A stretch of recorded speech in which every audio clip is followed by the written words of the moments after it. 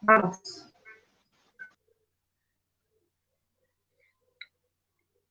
Bueno, buenas tardes a todas, a todos y a todes. Vamos a dar inicio a este nuevo conversatorio. Está junto conmigo nuestro vicepresidente, Guillermo Magnano. No sé si lo digo bien, Guille. Sí, está bien. Bueno, está bien. Nos parece importante como colegio profesional generar estas instancias de conversatorio en tiempos de pandemia, en donde es muy dificultoso encontrarnos cara a cara, pero siempre con la necesidad de poder generar espacios de reflexión, de repensar nuestras prácticas y de poner en nuestra agenda, en la agenda institucional, todas aquellas cuestiones que nos interpelan, que nos producen cierta incomodidad en el desarrollo del ejercicio profesional, que nos generan algunos interrogantes y que hacen a que de alguna manera esté en jaque nuestra efectividad en el ejercicio profesional. En este marco venimos realizando varias capacitaciones con cuestiones en relación a problemáticas complejas. Durante todo este año, en el periodo de la pandemia, pero también en el año pasado. Esta gestión ha considerado que nuestra institución tiene que estar abierta a escuchar activamente a las y los colegas en torno a las preocupaciones actuales, en torno a cuestiones que son históricas y que requieren de alguna manera repensar al interior del colectivo para fortalecernos como tales. En este sentido, hoy nos encontramos con nuestro querido Osvaldo Marcón, que es un excelente profesional, con mucha experiencia, muy estudioso, una persona que quiero y admiro mucho, y que bueno, va a ser presentado por nuestro vicepresidente. En este marco vamos a trabajar un tema que es nodal en el ejercicio profesional, como es el secreto profesional, y yo pensaba en este sentido, y en esto nos va a echar luz, nos va a iluminar mucho Osvaldo, que tiene desarrollado e investigado esta cuestión, en esto de si el ejercicio profesional es un deber legal, es un deber ético, es un deber moral, si es una carga profesional, si es una facultad del profesional, si es un derecho, y si es un derecho de quiénes. Y me parece que en este marco de poder definir qué es el secreto profesional y cómo debe ser trabajado al interior de las instituciones, pero también al interior del colectivo, nos va a permitir fortalecer o pensar algunos instrumentos que, como dice Osvaldo en sus escritos, las instituciones tienen instrumentos débiles en torno a regular el secreto profesional y es algo que necesariamente tenemos que pensarlo como colectivo. Y en este marco, esta gestión ha pensado que si bien hay un directorio y un tribunal de ética, el colectivo somos todos y están todos invitados, aquellos que están hoy demandando el trabajo al interior de la institución, a sumarse a trabajar en este sentido. Así que bueno, voy a pasarle la palabra a Guille, nuestro querido Guille, que hace poquito cumplió años, a que continúe con este proceso denominado conversatorio y lo presente a nuestro querido Osvaldo. Bueno, bienvenidas a todos, buenas tardes. Primero que nada, retomando lo que dice Ana, la instancia de hoy es una instancia más que nada de reflexión teórica, de interpelación, pero quedan todos invitados a posteriori para los que les interese la temática, para pasar a una instancia más bien operativa o de acción, de pensar algunas herramientas y acuerdos políticos, de gestión, estratégicos, entre todos para mejorar en relación a esta temática del secreto profesional.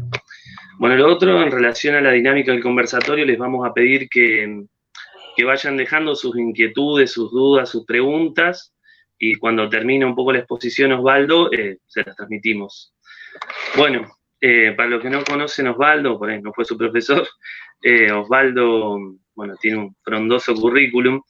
Él es postdoctorando en Principios Fundamentales y Derechos Humanos, es doctor en Ciencias Sociales, magíster en Salud Mental, especialista en Minoridad, diplomado superior en Ciencias Sociales, licenciado en Trabajador Social y psicopedagogo, también es docente en la Universidad Nacional del Litoral y en la Universidad Adventista de Plata.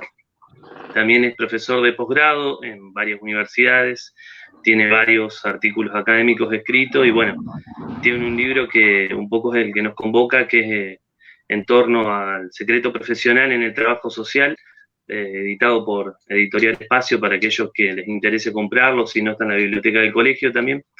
Así que bueno, hoy, como les decía, va a poner un poco de luz. El tema es un tema vasto, es complejo, no lo vamos a agotar hoy, pero es bueno parar un poco nuestra práctica cotidiana y reflexionar, interpelarnos y bueno, para eso le invitamos a Osvaldo. Así que Osvaldo, cuando quieras.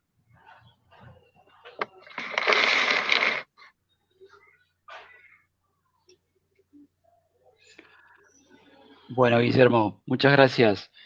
Gracias, Guillermo, gracias, Anabela, también gracias, Luciana, que está ahí asegurando de que funcione la tecnología. Bueno, yo no puedo menos que empezar agradeciéndole al colegio por esta posibilidad, por esta invitación, y felicitarlos.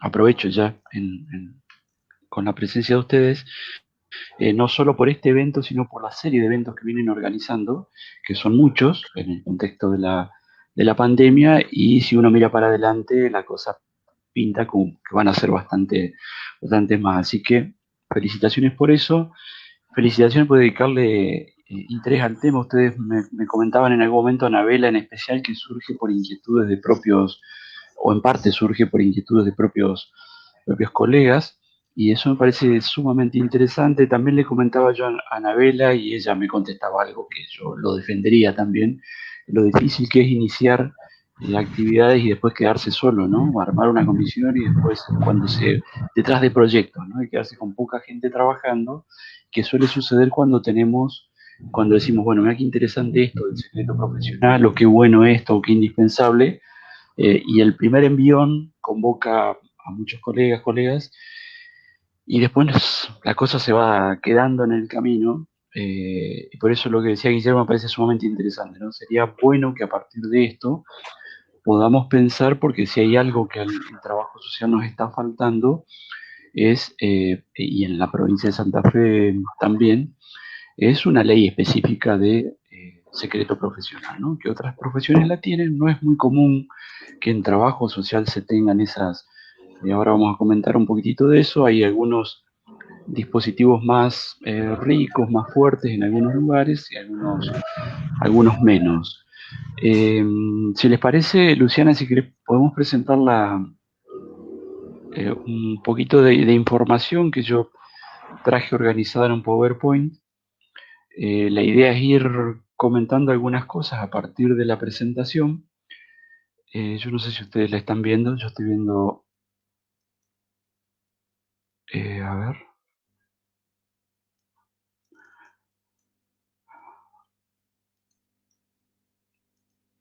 Guillermo, ¿estás escuchando, Anabela?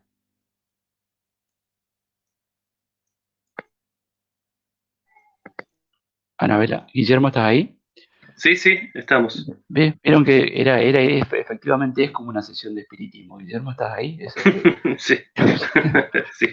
¿Se está viendo el PowerPoint? Porque yo lo veo en negro en este momento. No, en este momento no. No se ve. Bueno. No se ve.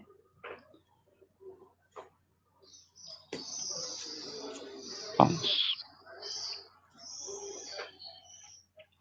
Ya se va a resolver seguramente. Ahí vamos.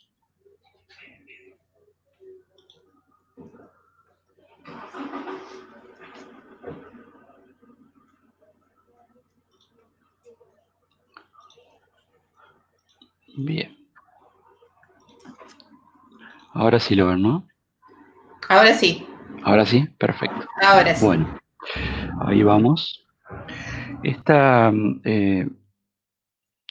El tema del secreto profesional en general, cuando empezamos a conversarlo, y especialmente cuando surgen estos temas que surgen en los colectivos profesionales, a veces uno tiende a pensarlo como que fuera algo que y más que nada cuando está asociado a cuestiones jurídicas, ¿no? A pensar como que lo jurídico se puede, porque además los propios juristas a veces tienden a hacernos o a imponernos la idea de que las cuestiones jurídicas, el derecho, se puede pensar en blanco y negro. Bueno, en realidad nada se puede pensar en blanco y negro, y ni siquiera en el campo de las ciencias duras. A eso lo sabemos, aunque es más fácil defender el blanco y el negro en las ciencias duras, pero no en este campo y no en el campo del secreto profesional. Nosotros cuando hablamos de secreto y de secreto profesional, no podemos pensar en términos de blanco y negro. Hay algunas cosas que sí son un poco más negras y otras un poco más blancas, por lo tanto más fáciles de defender, pero la mayor parte, como marcaba Guillermo ahí en la presentación, como este es un campo tan amplio, tan vasto, la mayor parte de las cuestiones son grises y la mayor parte de las cuestiones transcurren en esas zonas que no se pueden definir de manera determinante como uno o como dos, como A o como B. La otra cuestión que conviene tener presente es que en medio de esos grises y de esas puntas blancas y negras, si nosotros queremos, aparece esto que es indispensable tener presente desde el lugar de los profesionales. Desde el lugar de los profesionales, el secreto profesional es un derecho, por lo tanto es una potencialidad, es una fortaleza, pero también es una obligación, por lo tanto también una responsabilidad, también en algunos casos pueden ser pensados en términos de obstáculos. Lo podemos conversar largamente a esto, inclusive ahora seguramente conversaremos un poco de esto.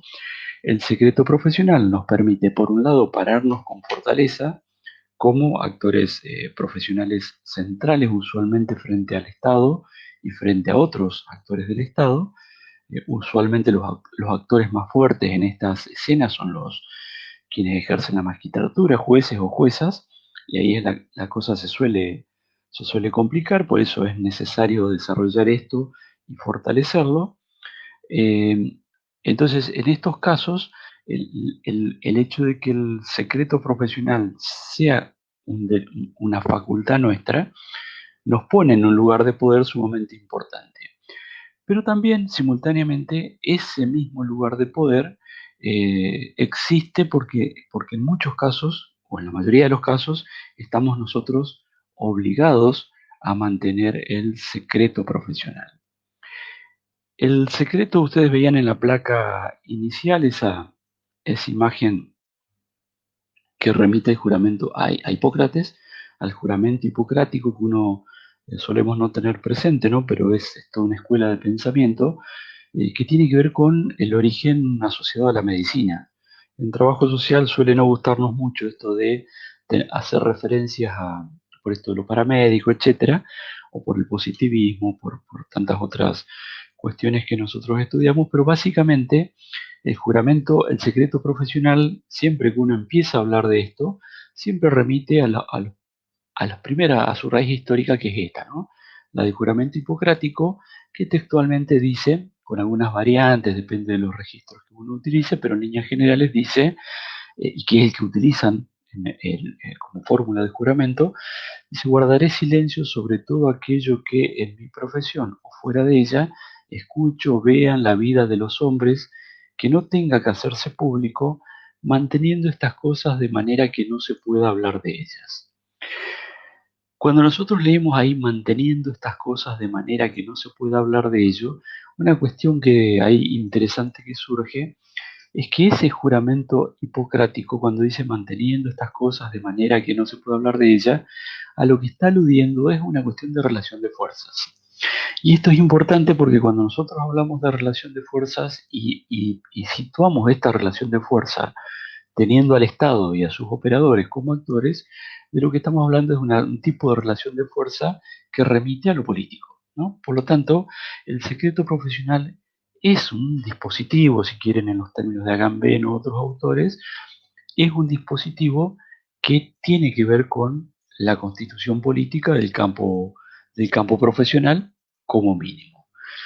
Si uno retrocede, trata de decir, bueno, pensamos solamente en el secreto por ahora y no en el secreto profesional, uno encuentra algunas definiciones como algunas básicas del diccionario que nos indican que el secreto es la información a la que solo pueden acceder unos pocos y refiere siempre a algo que está oculto, que está escondido y que está separado del conocimiento de los demás.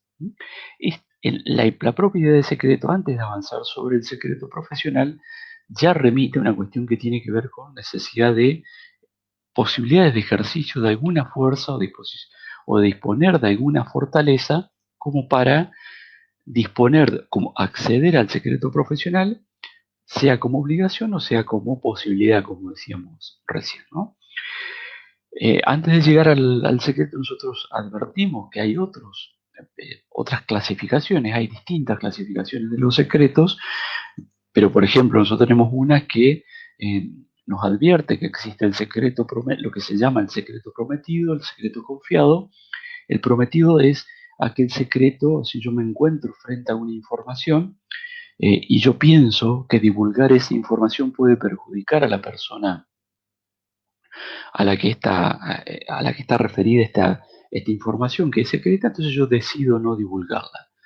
El confiado, en cambio, es cuando esa información no es información a la que yo accedí por casualidad o por alguna otra actividad, sino que a mí me confiaron ese secreto y me piden que no lo divulgue.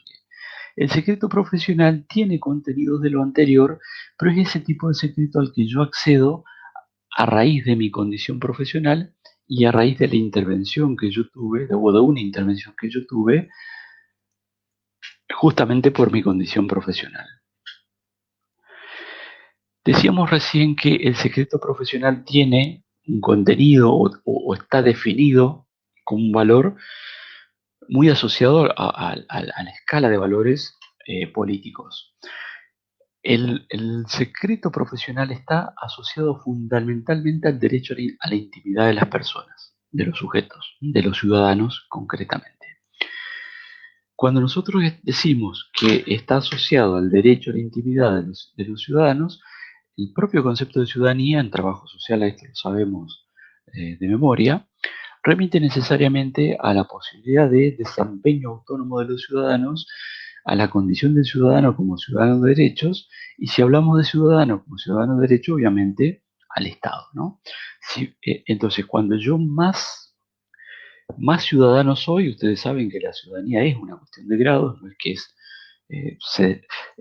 salvo desde el punto de vista de la Declaración de Derechos, pero después en la práctica, la ciudadanía es una cuestión de graduación, hay más o menos grados de ciudadanía, depende, y depende de las generaciones de derechos. Esto también varía, hay derechos que son casi indiscutibles, como el derecho a votar, pero hay otros derechos que no son, que son mucho más discutibles, cuando ya hablamos de las generaciones de derechos que tienen que ver con los derechos culturales, sociales, o ya los que son de cuarta generación, todo esto se pone un poco más gris, pensando en términos de blanco y negro, como decíamos al principio.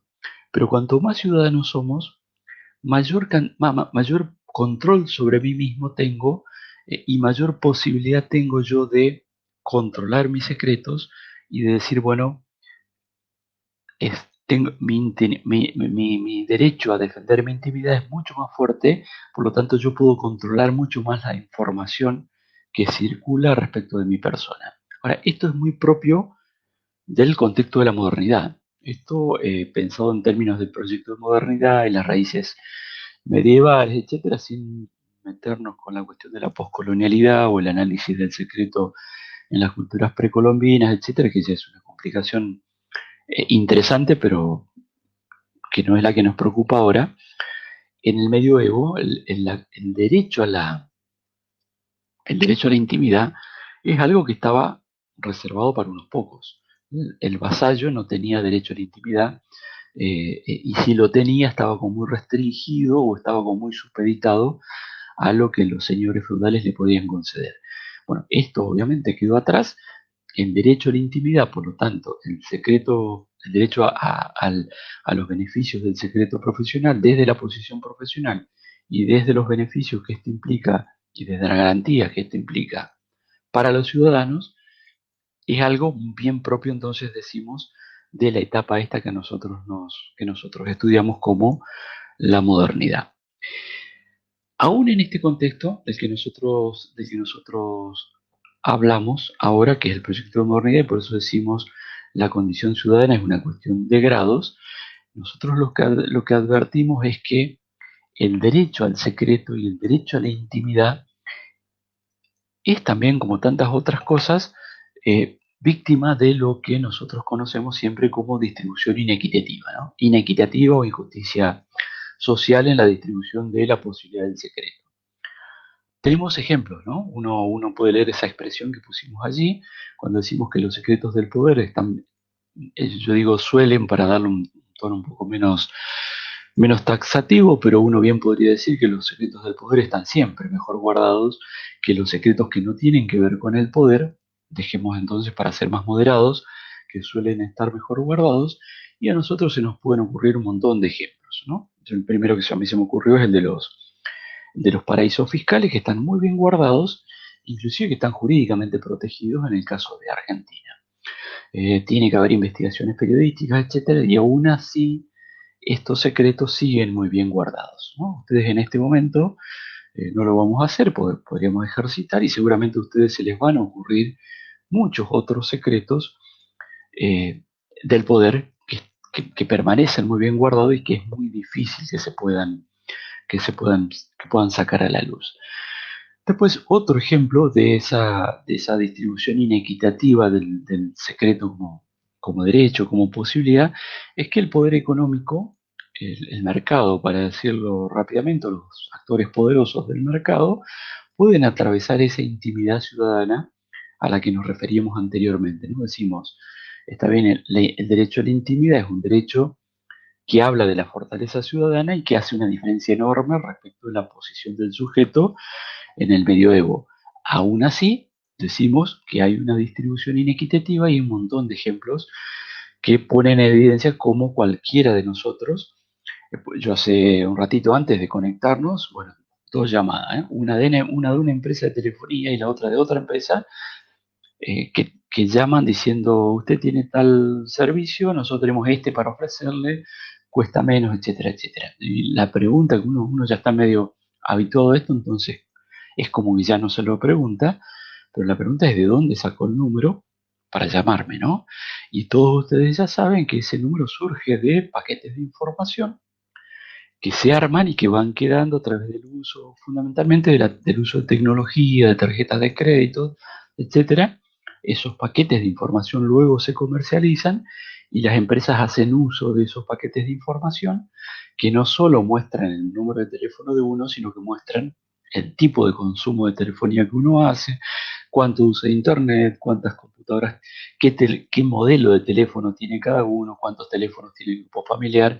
Todo eso les permite inferir que este es un candidato como para que lo llamemos y tratemos de captarlo o no captarlo, ¿no? Es el fenómeno de la Big Data que se llama ahora, ¿no? Esto de cómo es que hay determinados algoritmos que permiten rastrear y acumular información a través de todo esto que decíamos recién, a través del uso de Netflix, los que usan Netflix, o de cualquiera de esos servicios que van marcando cuáles son nuestras preferencias, qué nos gusta, qué consumimos, qué no consumimos. Eso se vende y eso tiene que ver con nuestra intimidad. Está bien, a uno le puede molestar un poco menos esto, pero también pueden acceder a toda o a mucha otra información que está como más vinculada a la esfera íntima de cada sujeto. No obstante, en esta tensión por fortalecer a los sujetos, como el derecho a la intimidad y el derecho profesional, esto va siendo fortalecido a través de determinados instrumentos que van dando herramientas como para discutir, ¿no?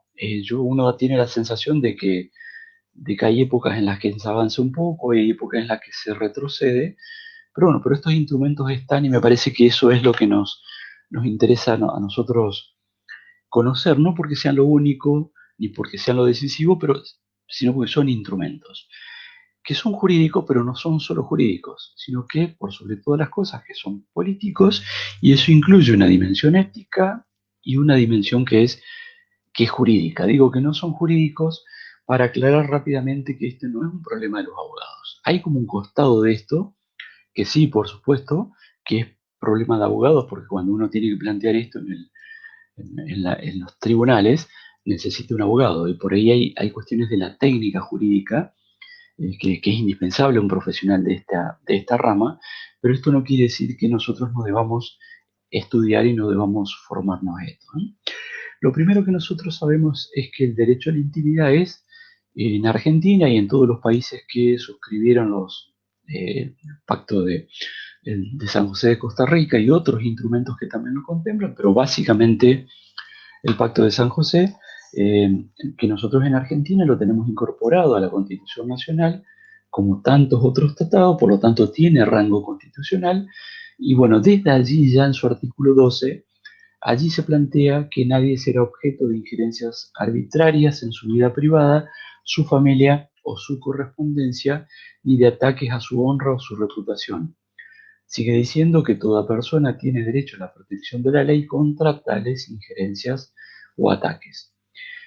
Desde antes del 94, que fue el año en el que los tratados internacionales se incorporan en la última reforma de la Constitución Nacional Argentina, nosotros a esto ya lo teníamos contemplado, y esto estaba en el artículo 19 de la Constitución Nacional, bajo el nombre de derecho a la intimidad o la privacidad. En ese caso estaba incorporado entonces y ya integrando la cúspide de la organización jurídica argentina. Luego esa cúspide aparece como más fortalecida porque remite al derecho internacional y no contradice, al contrario, fortalece.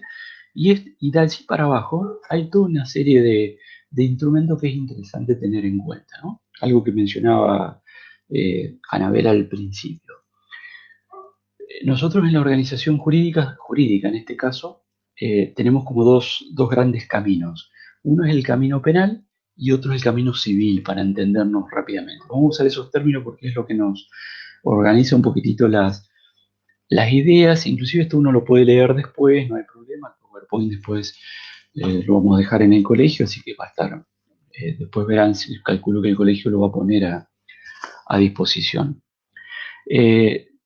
Lo primero que conviene tener presente, que es lo que suele a veces de acción más inmediata, que esto está contemplado penalmente.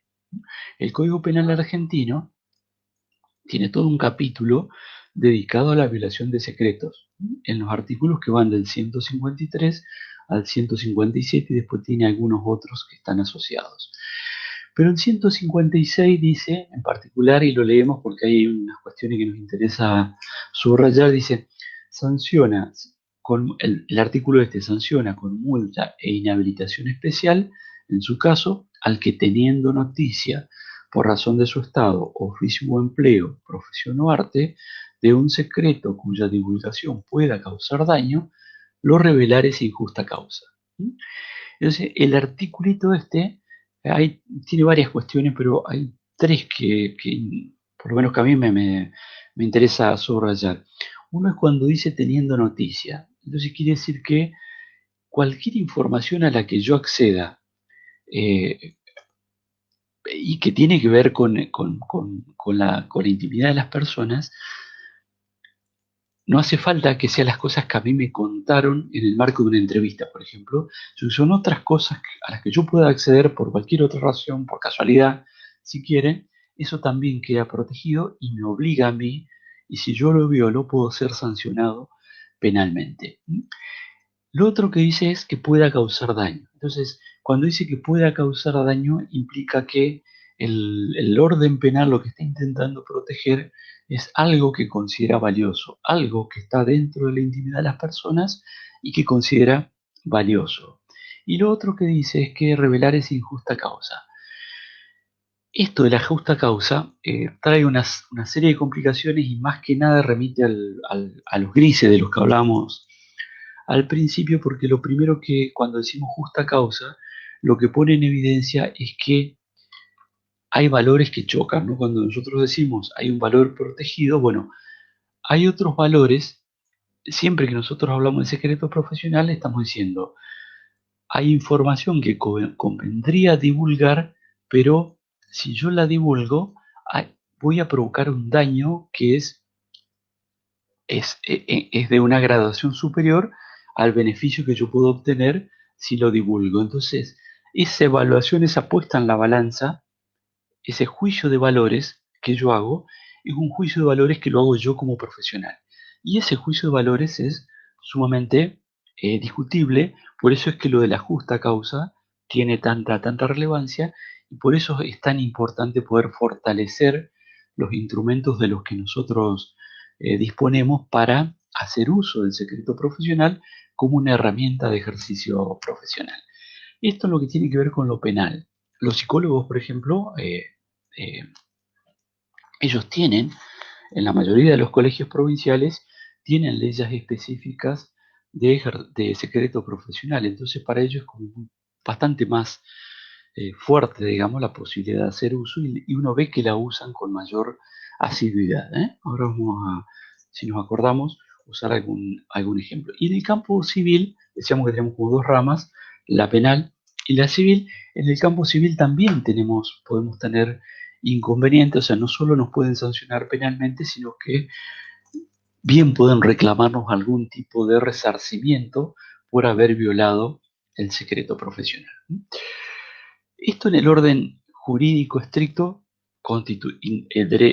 derechos humanos a nivel internacional que decíamos, derechos humanos también a nivel de la Constitución. Si pensamos en la estructura piramidal, esa famosa pirámide de Kelsen, la Constitución que está arriba y ya bajando el derecho penal y el derecho civil, en todos esos lugares hay dispositivos que nos dan la posibilidad de usar el secreto profesional y a la vez que nos obligan a utilizarlo. A nivel de disposiciones estrictamente profesionales, nosotros tenemos que la Federación Internacional tiene en su Declaración Internacional de Principios Éticos el punto 228, que establece que los trabajadores sociales debemos tener en cuenta los principios de derecho a la intimidad, a la confidencialidad y al uso responsable de la información en su trabajo profesional. Entonces después leemos allí que si bien esta posición puede aparecer como una declaración obligatoria pero genérica, se torna altamente imperativa un poquito más adelante cuando sostiene que los trabajadores sociales respetan, en la traducción debemos respetar la confidencialidad justificada, aun en los casos en que la legislación de su país esté en conflicto con este derecho. Esto es una complicación importante porque, en realidad la legislación de orden inferior no puede estar en contra de la de orden superior, no puede estar en contra de la Constitución y el derecho internacional.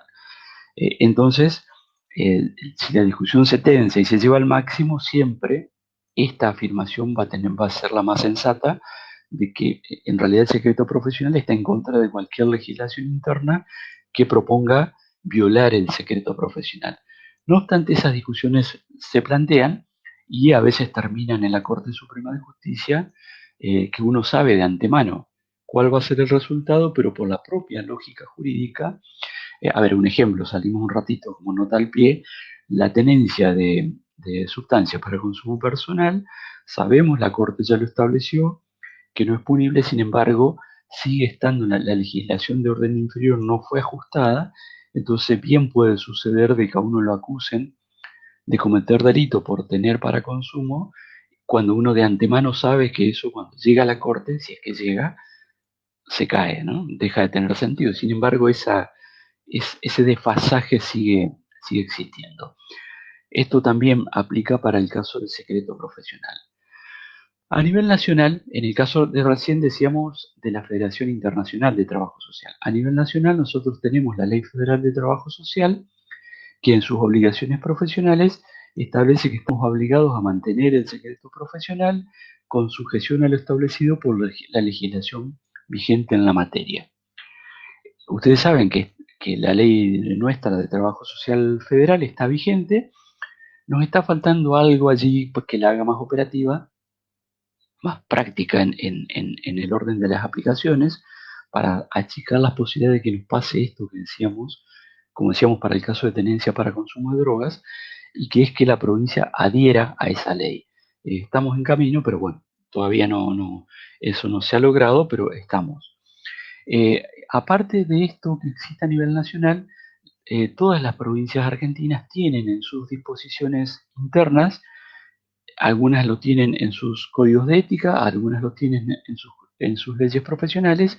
Esto es el libro que mencionaba Guillermo al principio, de hace ya unos años, es el producto de una investigación hecha provincia por provincia. Entonces, ese libro, en ese punto, hay algunos casos en los que está desactualizado porque hay provincias que han modificado su legislación interna. Nosotros específicamente a nivel provincial a esto lo tenemos previsto en el código de ética de nuestro colegio. Nuestro código de ética dice esto que ustedes leen allí, que no lo vamos a leer todo, o lo vamos a repasar, lo vamos a sobrevolar nomás ahora, pero ustedes lo tienen, según el cual estamos obligados a respetar la privacidad, la confidencialidad y el uso responsable de la información. Y sigue, entonces el secreto profesional es un deber y una obligación que nace de la esencia y los principios de la profesión.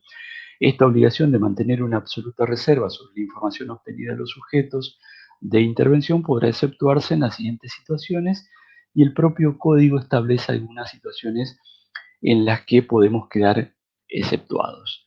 Digamos ya de paso que la excepción a el secreto profesional puede venir dada por vía del código de ética que nosotros tenemos establecido, pero lo más importante que tenemos que tener presente es que solo judicialmente nos pueden habilitar y o nos pueden obligar a dejar de lado el secreto profesional. Otra vez, queda en esta zona gris porque esto tiene que estar muy bien fundado.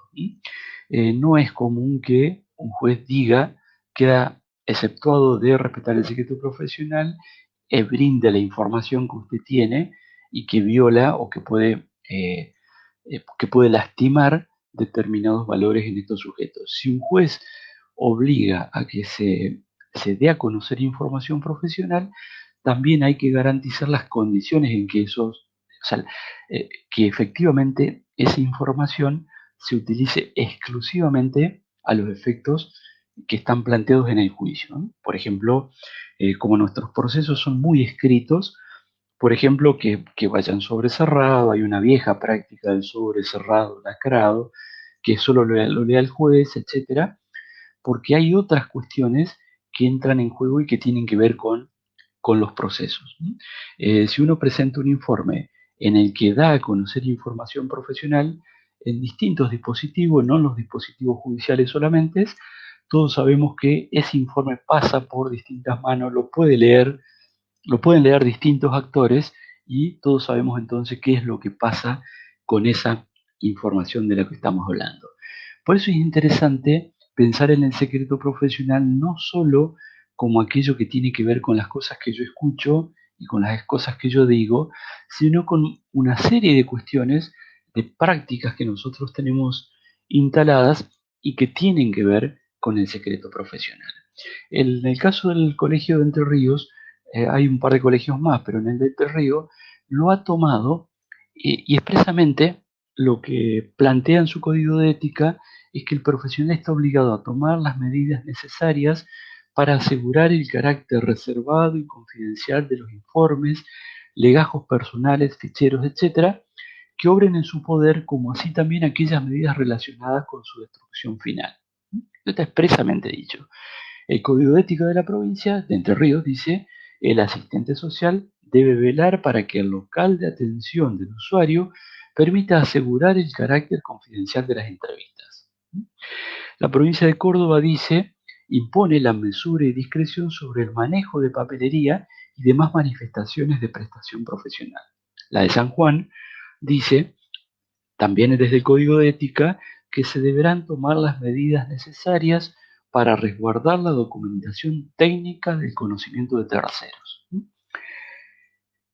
Si uno va pensando un ratito lo que decíamos recién y esto que está escrito, enseguida yo creo que empieza a imaginarse de qué estamos hablando y de qué aspectos de nuestras prácticas, a qué aspectos de nuestras prácticas nos estamos refiriendo. Yo creo, y díganme ustedes, hasta qué punto las entrevistas no constituyen situaciones paradigmáticas, decimos acá, para discutir esta cuestión, ¿no? Hay toda una serie de discusiones que nosotros solemos tener, a veces con mayor intensidad, a veces con menos intensidad, como determinadas tendencias que tenemos en las instituciones a aceptar que las entrevistas se pueden hacer en un pasillo, se pueden hacer en lugares donde estoy yo acá entrevistando y a 2 metros hay otro colega u otro profesional o un empleado administrativo o la mesa de entrada de la institución en la que trabajo, y las personas se tienen que someter a ese tipo de situación, no solo a contar cosas, sino a ser vistos en esa situación. Todo esto hay determinados sectores sociales que no lo aceptan. Sin embargo, es bastante común que en el caso de los sectores populares esto sea aceptado porque a veces, por un montón de razones, ¿no? Hay infinidad de análisis que uno puede hacer acá, y que tienen que ver con otros costados. Pero las entrevistas son prácticas fundantes en nuestra intervención y es bastante común que nosotros nos encontremos con situaciones en las cuales a veces uno sabe que eso no conviene hacer, pero se hace. A veces decimos, y bueno, es lo que nos están imponiendo y lo aceptamos, pero por ahí tampoco es como para suicidarse porque esto sucede, pero sí tener conciencia de que esto hay que reclamarlo y que progresivamente hay que ir generando condiciones tal como lo reclaman otras profesiones, ¿no? Inclusive por razones técnicas. Acá estamos hablando por una cuestión desde la perspectiva del derecho a la intimidad. Pero hay razones técnicas que indican que las entrevistas no se pueden hacer en cualquier condición, en cualquier lado, si es que lo que estamos haciendo es una entrevista profesional. En el caso de lo que solemos tener más a mano, pero no es común que los psicólogos acepten hacer entrevistas en cualquier lugar, en cualquier condición, que abran la puerta y entren a dejarle un papel porque lo busca alguien. Es bastante común que se ponga un cartelito diciendo no entren, o que se reclame esa intimidad y ese derecho a generar un clima de trabajo en el cual la entrevista pueda ser llevada adelante de manera técnicamente eficaz. No lo vamos a leer todo porque me parece que no estamos yendo mucho con el tiempo, pero nosotros tenemos, por lo menos que yo conozco, un caso testigo, una denuncia que hubo en nuestro colegio profesional. Esto fue en el año 2000. Nosotros estábamos en la comisión directiva en ese, nosotros dimos un grupo de colegas, después terminó la gestión y la verdad que no supimos cómo terminó en el Tribunal de Ética, pero la colega hizo una presentación denunciando que esto que ustedes leen allí, ¿no? Que se trata de una habitación de aproximadamente 9 metros cuadrados donde se ubican 3 escritorios, un fichero, un ropero, que oficia de armario, y conmigo debe ser compartido por 5 personas, ¿no? Y allí describe ella justamente cómo es que esas condiciones laborales implicaba, desde su perspectiva, una afectación en lo que tiene que ver con el desempeño profesional desde el punto de vista ético y también desde el punto de vista técnico. Entonces tenemos ese caso profesional que ustedes lo pueden leer después. Decíamos, yo creo que va a estar disponible el Power, si no, no hay problema. Está inclusive publicado en un folletín del colegio profesional de aquella época, ¿no? Estamos hablando de 20 años atrás, unos cuantos añitos, 2 décadas casi. Y después es interesante un fallo de la Corte Suprema de Justicia de Argentina, que ustedes también lo pueden encontrar acá, o si no lo buscan el fallo, que es bastante fácil porque está muy publicado, o buscan el artículo en el que está sintetizado. Pero es interesante por el extremo al que llega esto en el plano jurídico, pues la Corte dice, hay una causa en la que un hombre llevaba cápsulas de droga en su interior, trabajaba como mula, tiene un problema médico porque aparentemente se le rompe una de estas cápsulas en el estómago, va al médico de urgencia, el médico toma conocimiento, bueno, lo tratan médicamente, claro está, pero toma conocimiento de que este hombre estaba, entre comillas, trabajando de mula. Esta causa penal llega a la Corte Suprema de Justicia de la Nación, y y en esa instancia la Corte dice que por encima de la cuestión penal está el derecho a la intimidad, y terminan absolviéndolo y terminan diciendo que los médicos tenían prohibido dar a conocer a la policía la situación con la que se encontraron en este caso. En este fallo, la Corte alude a otro caso de naturaleza similar que también está, y ustedes a esto lo pueden encontrar, ahí tienen la dirección, la fecha del comentario que fue publicado en el diario Página 12. Para terminar, por ahora, o por lo menos para terminar de exponer esto que teníamos preparado, es fundamental en esto para nosotros tener presente que la regla general es el secreto. Pero para esto, no pensarlo, volviendo atrás un poquitito, no solo regla general en una instancia judicial o ante un superior en cualquiera de los lugares donde a uno le toque trabajar, sino que el secreto en la intervención profesional. Nosotros no podemos andar divulgando información no solo porque, entre comillas, no es técnicamente adecuado, profesionalmente aceptable, sino que eso tiene que ver con violaciones al derecho a la intimidad. Y si tenemos que darlo a conocer, esto se tiene que dar a conocer realmente como una situación de excepción. Por eso leemos allí esto que decimos que el secreto es la regla, darlo a conocer es la excepción. Nosotros sobre esto no tenemos mucha bibliografía, si a ustedes les interesa leer algo, bueno, está ese librito que creo que está en el colegio profesional, y si no, pueden googlear, o si no está el link también, la verdad que yo no lo puse ahí, pero si ponen esa información en cualquier buscador, Google, básicamente.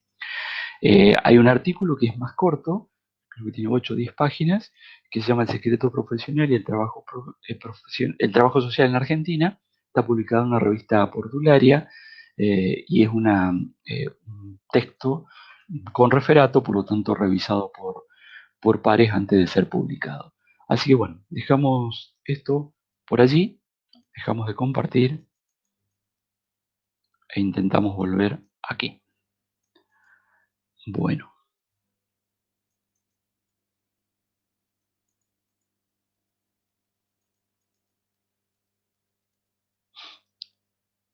Aquí lo único que alcanzo a leer yo en el chat, porque hay mucho más para arriba. Fanny dice, en el 2019 una colega se vio afectada por una situación de recreo. Ahí se me fue. Bueno, Anabela, no sé si pudiste ir tomando nota, Guillermo. Hay una pregunta que es respecto al fallo de la Corte Suprema que mencionabas, y cuál sería el fallo y cómo se puede rastrear también, si está disponible. Sí, está disponible.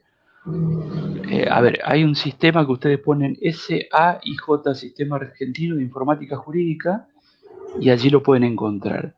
Y si no, pueden entrar en la página web de la Corte Suprema de Justicia de la Nación, y allí buscan un link, yo no me acuerdo de memoria, pero allí tienen los fallos de la Corte Suprema, y allí lo buscan, conviene buscarlo por año y por tema. Y el tema lo pueden encontrar, no sé, creo el PowerPoint va a quedar ahí. Si no me lo piden, yo les paso la información. Y si no, está en el diario Página 12, en la fecha esa quizás buscan el artículo, y en el artículo está bien la información del fallo completo, pero no es difícil encontrar. Inclusive están otros sitios publicados, no solo en estos dos que yo le comento, que es el SAIJ, Sistema Argentino de Informática Jurídica, o en el sitio de la Corte Suprema de Justicia de la Nación, en la parte donde están los fallos de la Corte de la Nación. Es de la Corte Suprema de Justicia de la Nación, no de la provincia de Santa Fe. Yo te quisiera preguntar algo, Osvaldo, referido a que vos hablaste de una ley provincial de secreto profesional, como que sería específica para el trabajo social, o yo entendí mal. Porque esta es una cuestión que nos atraviesa a todas las profesiones. Como aspiración. Como aspiración, porque en realidad yo pensaba esto de qué pasa si nosotros nos podemos pensar quiénes son todas las profesiones o todos los involucrados o afectados en torno a la falta de regulación del secreto profesional. ¿Y qué pasaría si iniciamos una estrategia todos juntos? en función de vos decir, necesitamos una ley. Sí,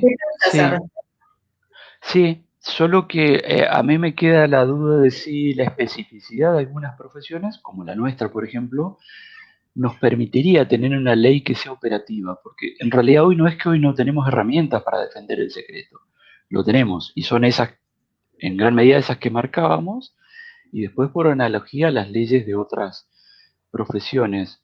Pero lo que yo creo es que en el caso de los psicólogos, que es el ejemplo que a mí por ahí me suena como más cercano y del que he tenido como más referencias, ellos lo tienen expresamente dicho en una ley que les es muy específica, y entonces a la hora de pensar eso, de defenderlo jurídicamente, tiene como mucho más fortaleza, me parece a mí, esto es una opinión personal, tiene mucho más fortaleza si es una ley específica nuestra, ¿no?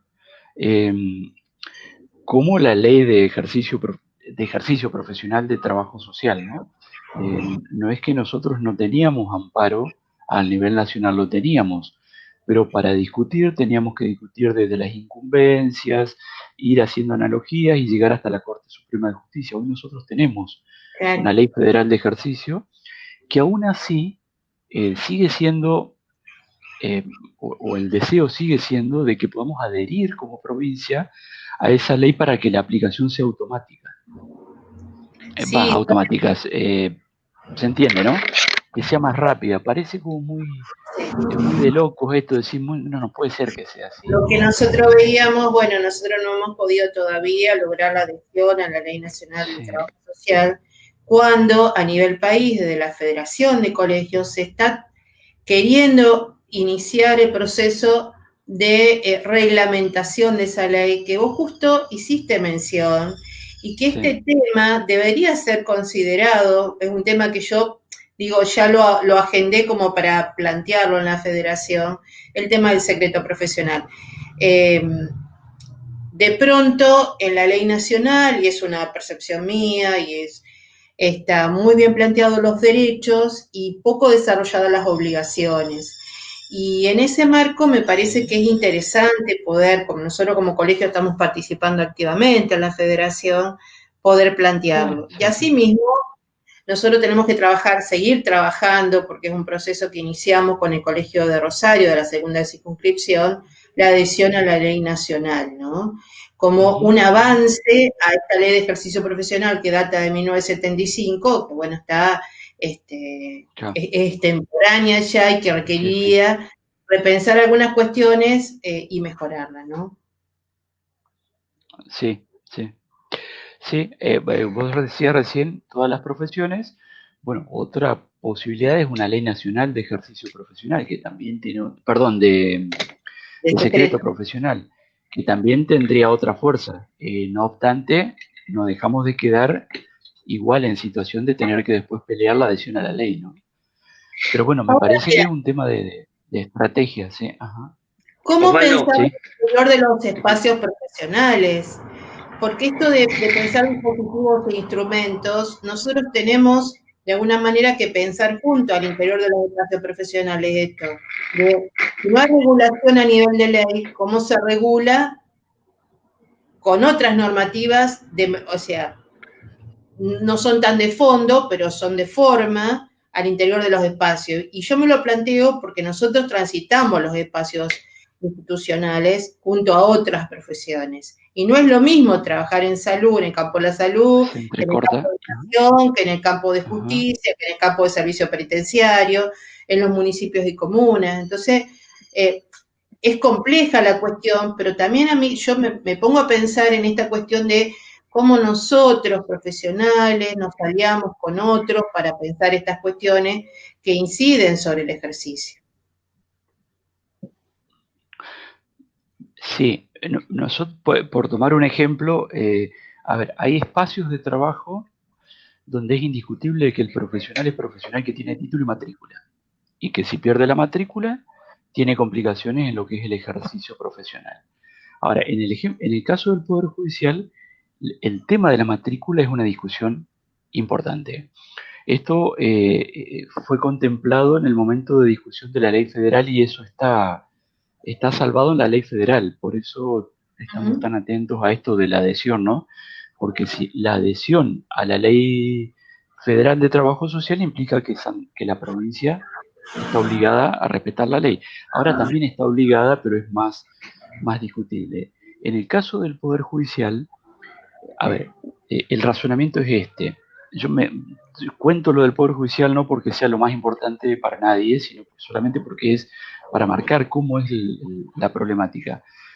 En el caso del Poder Judicial, alguien que concursa para ser juez, o que es designado juez, en realidad el Poder Judicial razona así, no, para que vos trabajes de juez, o de fiscal o defensor, juez más que nada, yo te pedí que acredites la condición de abogado.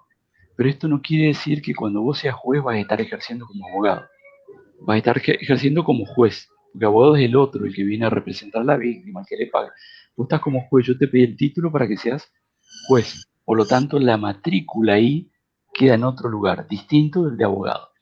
Ese razonamiento baja y entonces, aplicado a los profesionales, a los trabajadores sociales nos dicen, no, yo te pedí a vos que para ser auxiliar social, porque así se llama en la categoría presupuestaria y en los concursos, acredites la condición de trabajador social.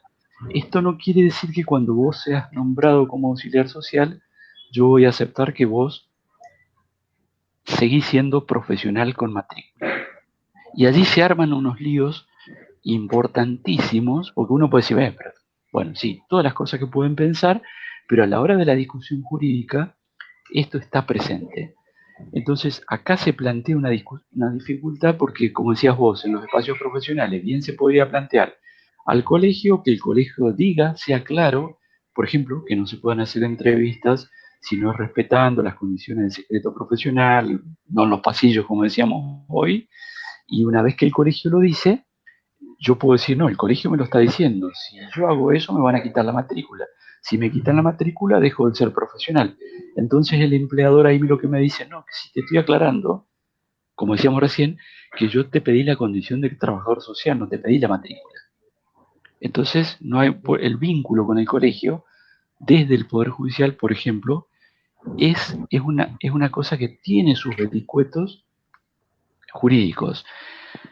Por eso esto que yo cuando pienso en esto suelo pensar que es interesante disponer de una ley de secreto profesional, porque la ley hay que cumplirla, que es distinto, ¿no? Por ahí en otros espacios del Estado la discusión va por otro lado, pero acá tiene no es la única, ¿no? Pero tiene esa complicación que yo la transmito, insisto, como para transmitir la complejidad que tiene la discusión jurídica, que es discusión de poder, obviamente que es discusión de poder. Yo recuerdo, estaba Susana Longo, de presidenta del colegio, te imaginás de hace cuántos años que estábamos hablando, Guillermo, no pienses qué edad tenías vos en ese momento. Bueno, hubo un problema de estas características y en ese momento la llamaron a la casa a Susana. ¿Vos lo conocés a ese? Bueno, la llamaron a la casa para decirle algo así como, en esto no se metan. Porque está esto de que esto es tierra sagrada, digamos, ¿no? Hay otras tierras sagradas, no es la única, ¿no? Hay varios lugares donde los poseedores momentáneos del Estado dicen, esto es tierra sagrada, acá vos no te metas. Bueno, acá pasa esto, Osvaldo, por eso esto es... Sí. No, una pregunta que estaba ahí que está interesante, más de orden operativo. Preguntan si a la hora de enviar un informe, si enviar un informe cerrado a un juez ante una solicitud, asegura que sea solo leído por el juez, por el hecho de que los fiscales, que suelen ser los que piden los informes, también tienen acceso y lo leen. ¿Cómo queda la confidencialidad y el secreto en ese punto? No, hoy no asegura. Hoy solo eso no asegura. Porque hay, así como esta discusión de la que hablábamos recién, hay muchas otras discusiones, ¿no? Porque el fiscal va a decir, yo soy el que estoy, y si yo acá tengo profesionales y mis profesionales tienen que generar pruebas para mí como acusador. Y ahí tenemos otra discusión muy actual con las colegas que trabajan en el MPA, ¿no? Que está esa idea de que como trabajo en el MPA, yo tengo que generar pruebas y yo la entiendo, ¿no? Porque no hay mucho margen para decir, no, yo no soy generador de pruebas. O para la defensa pasa lo mismo, solo que en la defensa es más cómodo el lugar respecto del MPA. Pero la presentación, aunque sean sobre cerrado, lacrado, uno tiene que adoptar otras medidas, como hablar con un juez o hacer algún tipo de presentación a través del defensor, exigiendo que eso se conserve realmente en secreto. Estamos complicados hasta para conservar la identidad secreta de testigos, claro, que es otro campo que se supone que allí deberíamos tener más fuerza. En esto tenemos también complicaciones, pero tiene que ver con todo esto de lo que venimos hablando, ¿no? Hay que tratar de desarrollar, discutir institucionalmente, no personal. No es eso lo que me parece a mí que es lo que conviene.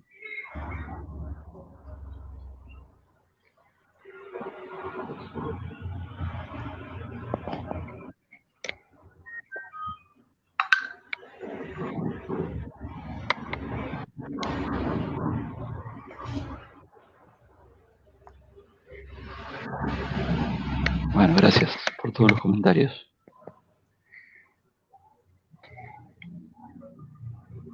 ¿Hay alguna otra pregunta, Guille? No sé si se me pasó alguna. Creo que lo que había quedado en una pregunta del orden de estos espacios grises, que se preguntan a la hora de hacer un informe cómo hacer para no escribir algo que es necesario para tomar una decisión, que sería un medio como qué poner y hasta dónde poner o hasta dónde no poner en relación a un informe demandado por otra institución. Como pregunta. Sí. Sí. Bueno, a ver, cuando nosotros elaboramos un informe, a ver, hay que ser lo suficientemente generosos con la información, pero esa generosidad tiene que ver con información que realmente tiene que ver con lo que, bueno, esto tiene que ver con el informe, ¿no? Con lo que yo analizo, sí, con lo que yo concluyo y en todo caso con lo que yo propongo, pero no más que eso. Si hay información, pues ahí está la balanza de la que hablábamos al principio. Si hay información que yo sé que si la pongo perjudico más de lo que beneficio, no la pongo. Y si me dicen por qué no la pusiste, porque me amparo en el secreto profesional. Como no estamos habituados los trabajadores sociales a plantarnos de esa manera, es como que tiene poco peso. Pero hay que probar porque el secreto profesional es algo que tiene un peso específico y uno se puede encontrar con sorpresa, ¿no? En los poderes y dice, bueno, si es desde ese punto de vista, listo.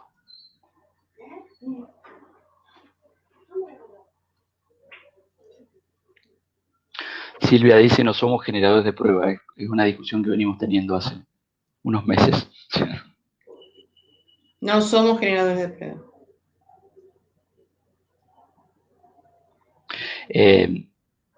Bueno, ya lo hablamos con Silvia, ¿no? Pero el fiscal general, en una reunión que tuvimos de 2 o 3 comisiones de la Cámara de Diputados, en ocasión de discutirse la ley, los proyectos de reforma de la ley de menores, él lo dijo expresamente. Él dice, me es muy difícil pensar profesionales que no dependan del poder del MPA si yo lo que estoy buscando es probar que ese sujeto es culpable. Y me es muy difícil pensar que no dependan de la defensa porque en su cabeza la cosa funciona así. Claro. ¿Sí? Es por ahí, es como una línea finita ahí, pero sí. Pero bueno, es lo que venimos discutiendo con Silvia hace rato. Para bien, ¿no? Yo aprendo mucho de estas cosas. Bueno, si no hay más preguntas, Guille, ¿querés cerrar?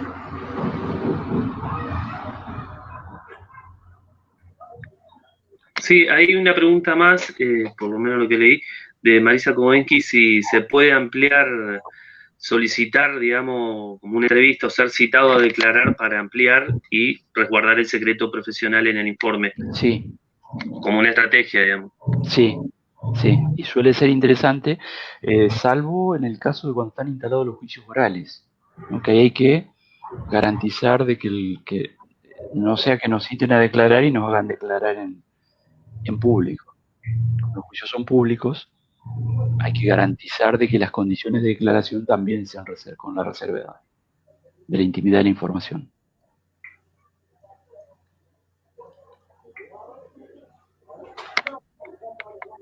Bueno, creo que estamos. Bueno, Guille, ¿querés ir cerrando? Bueno, sí, cerramos hoy por hoy. Como dijimos al principio, el tema es bastante vasto, es complejo, tiene muchas aristas, pero creo que más allá del cierre de hoy, deja instalada también nuevas certezas y nuevas preguntas para todo en la práctica profesional. Así que bueno, la seguimos en el próximo encuentro, con lo que haya quedado pendiente. Bueno, buenas tardes para todos. Bueno, muchísimas gracias. Chao. Excelente. Gracias a vos, Osvaldo. Gracias y Adiós. hasta luego. Gracias, muchas gracias. Adiós.